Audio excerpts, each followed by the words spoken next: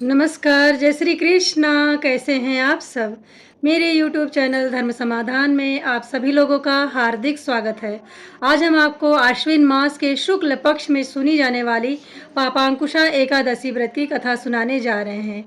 यह पद्म पुराण की सच्ची कथा है जो पापांकुशा एकादशी के दिन सुनना श्रेष्ठ होता है। इस कथा को सुनने से आपको आपके व्रत का पूर्ण लाभ प्राप्त होता है। व्रत कथा सुनने से पूर्व आपको भगवान श्री हरि विष्णु की स्तुति करनी चाहिए। आप हाथ जोड़कर भगवान श्री हरि विष्णु की स्तुति करें और कहें, शांताकारं भुजंगशयनं पद्मनाभं सुरेशं विश्वाधारं गगनसदृशं मेघवर्णं शुभांगं लक्ष्मीकान्तं कमलनयनं योगिभिर्ध्यानगम्यं वंदे विष्णु भवभयहरणं सर्वलोकैकनाथं।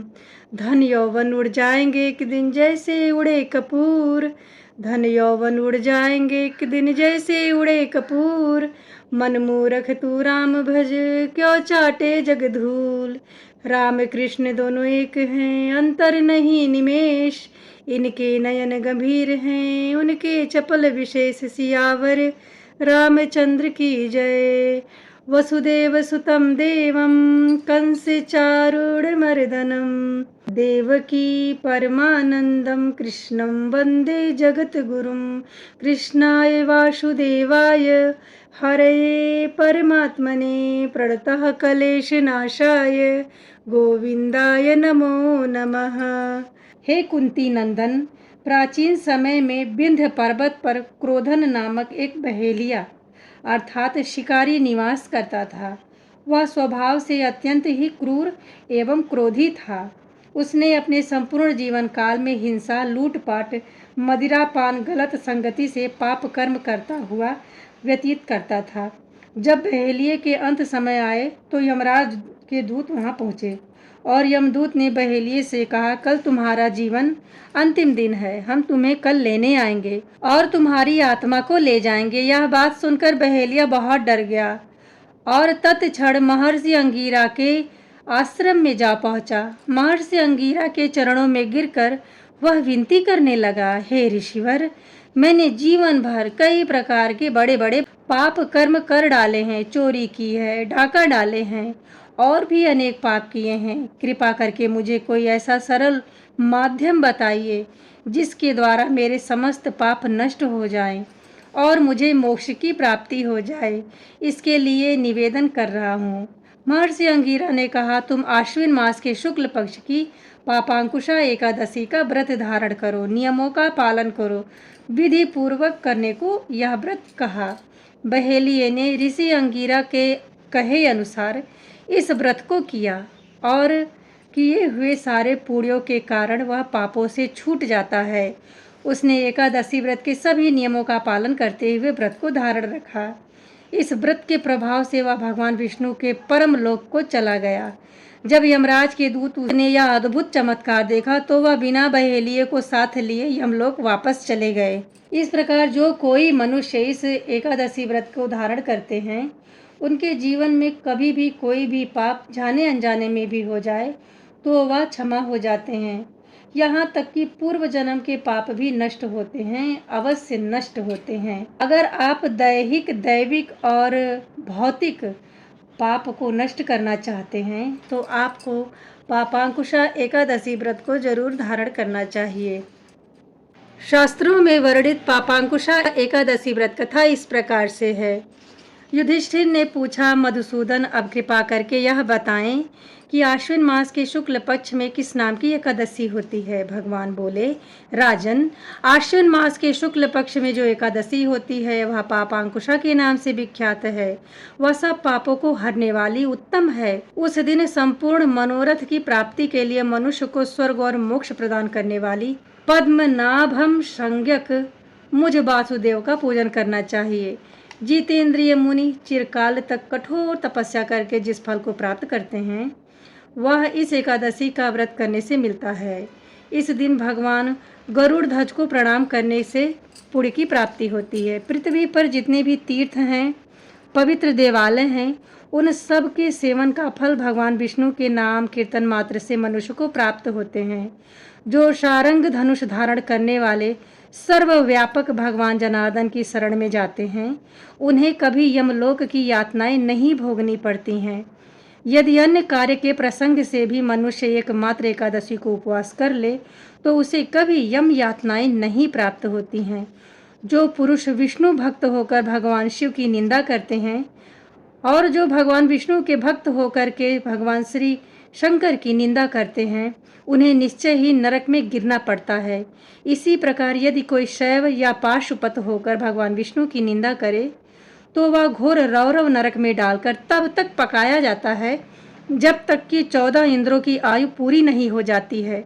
यह एकादशी स्वर्ग और मोक्ष प्रदान करने वाली है, शरीर को निरोग बनाने वाली तथा सुंदर है, सुंदर स्त्री, धन एवं मित्र देने वाली है। राजन, एकादशी के दिन उपवास और रात्रि जागरण करने से अनायास ही विष्णु धाम की प्राप्ति होती है।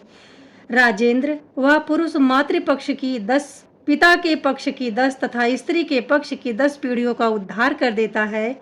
एकादशी व्रत करने वाले मनुष्य दिव्य रूपधारी, चतुर्भुज, गरुड़ की ध्वजा से युक्त, हार से सुशोभित और पीताम्बरधारी होकर भगवान विष्णु के धाम को जाते हैं। आश्विन के शुक्ल पक्ष में पापांकुशा का व्रत धारण करने मात्र से मानव सब पापों से मुक्त होकर श्री हरि के लोक को जाते हैं। जो पुरुष सुवर्ण, तिल, भूमि, गौ, अन्न, जल, जूते और छाते का दान करता है वह कभी यमराज को नहीं देखता। नृप श्रेष्ठ, दरिद्र पुरुष को भी चाहिए कि वह यथाशक्ति स्नान, दान आदि क्रिया करके अपने प्रत्येक दिन को सफल बनावे। जो होम, स्नान, जप, ध्यान और यज्ञ आदि पुण्य कर्म करने वाले हैं उन्हें भयंकर यम यातनाएं नहीं देखनी पड़ती हैं।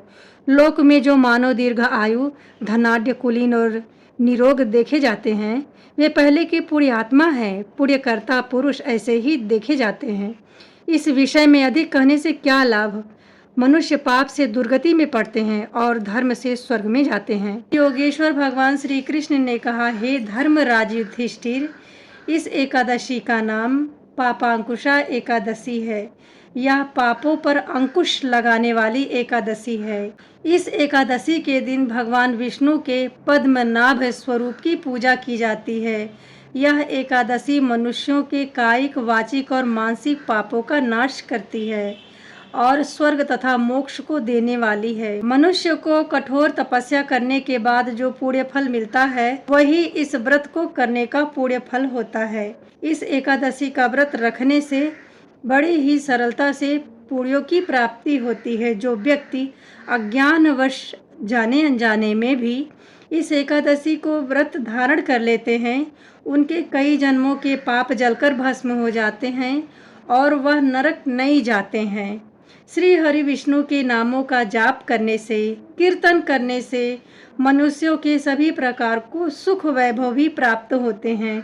जो व्यक्ति शंख धनुषधारी भगवान श्री हरि विष्णु की चरण शरण जाते हैं, इस एकादशी का व्रत करते हैं, ईश्वर के शरणागत होते हैं, उन्हें कभी भी यम की यातनाएं नहीं सताती हैं, क्योंकि एकादशी व्रत के बराबर ना तो यज्ञ है, ना तो अन्य व्रत हैं, ना ही जप हैं और ना ही तप होते हैं। एकादशी व्रत स्वयं सभी प्रकार की कठिनाइयों को दूर करता है और यह 3 दिन तक चलने वाला कठिन तपस्या के समान माना जाता है। एकादशी व्रत के बराबर तीनों लोकों में और कोई पुण्य प्रदान करने वाला साधन है ही नहीं। जब तक मनुष्य एकादशी व्रत को धारण नहीं करते हैं तब तक उनके शरीर में पाप बसा रहता है और एकादशी का व्रत धारण करने से सभी पापों का शमन हो जाता है और व्रत धारण करने वाले मनुष्य अति दुर्लभ वैकुंठ धाम को प्राप्त होते हैं। हे युधिष्ठिर, यह पापांकुशा एकादशी का व्रत मनुष्यों में धर्म, अर्थ, सुंदर स्त्री और आरोग्यता, यश, कीर्ति, धन देने वाली होती है। एकादशी व्रत के बराबर गंगा, काशी, गया और कुरुक्षेत्र भी पुण्यवान नहीं होते हैं। हरिवासर में एकादशी व्रत धारण करने से, रात्रि जागरण करने से सहज रूप से ही मनुष्यों को उत्तम पद की प्राप्ति होती है। जो मनुष्य इस एकादशी का व्रत धारण करते हैं उनकी 10 पीढ़ियां तर जाती हैं। 10 पीढ़ियां मातृ पक्ष की, 10 पीढ़ियां स्त्री पक्ष की तथा 10 पीढ़ी पितृ पक्ष की, 10 पीढ़ी मित्र पक्ष का उद्धार कर देती है और वह दिव्य आत्मा दिव्य देह धारण करके चतुर्भुज रूप पीताम्बरधारी श्री हरि विष्णु के सभा को जाते हैं।